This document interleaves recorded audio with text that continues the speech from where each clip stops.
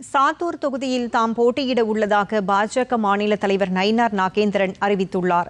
கன்னியாகுமரியில் செய்தியாளர்களிடம் பேசிய அவர், கலால் வரி குறைக்கப்பட்டிருக்கும் நடவடிக்கைக்கு பாராட்டு தெரிவித்தார். எனவே தமிழ்நாடு அரசும் தனது பங்கிற்கு வரியை குறைக்க வேண்டும் எனவும் கேட்டுக்கொண்டார்.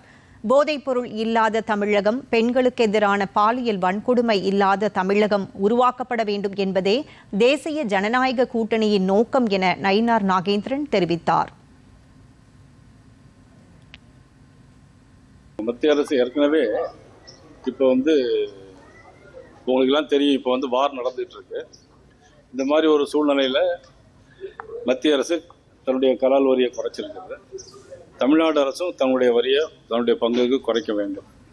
தற்போது முதலமைச்சராக இருக்கக்கூடிய மதிப்புக்குரிய ஸ்டாலின் அவர்கள் மக்கள் பிரச்சனையை கருத்தில் கொள்ளவில்லை, தன்னுடைய குடும்ப பிரச்சனை தான் 5 ஆண்டுகளாக கருத்தில் கொண்டார். அந்த ஆட்சி மாற்றம் வேணும் என்கின்றதுதான். கஞ்சா இல்லாத தமிழகம், பாலியல் வன்கொடுமை இல்லாத தமிழகம் இருக்க வேண்டும் என்பதுதான் எங்களுடைய